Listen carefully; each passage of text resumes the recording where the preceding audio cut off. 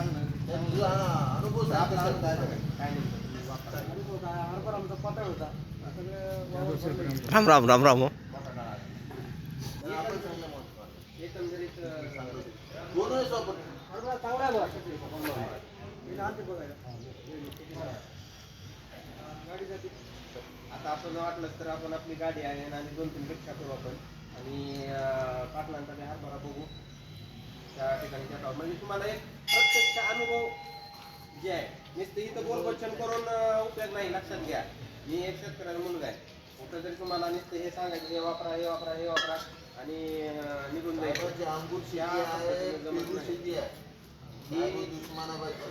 Osmanabad Dharashiv boundary, Solapur आणि धाराशिवचं boundary आहे आणि सोलापूरचं आहे आणि उस्मानाबाद जवळ असल्यामुळे आम्ही धाराशिव.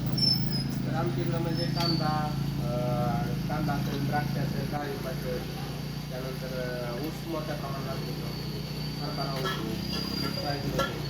सगळ्यात म्हणजे दुसरं पद्धतीनं त्यामुळं गरीब सगळे असल्यामुळं लहानपणापासून शेतीतच हे केलेलं आहे. सगळे आम्हाला म्हणजे तोंडपाठ आमच्या इकडला शेतकरी. आता तुम्ही विश्वास ठेवणार नाही, आपण फवारायला जो किंवा करतो फवारे आले काय करतं ब्लोअर आहे 21 लाख रुपयाचा ब्लोअर आहे फवारायची मशीन.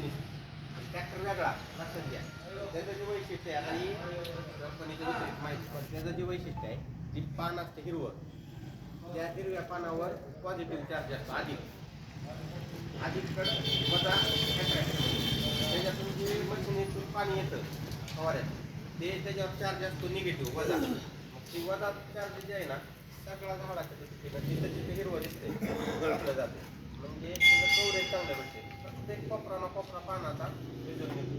त्यामुळे ती खूप आणि कंट्रोल मिळतं. द्राक्ष शेतात डावणी मिळतो लगेच डावणी आणि भुई, त्याच्यामुळं ते जास्त प्रसिद्ध झालं.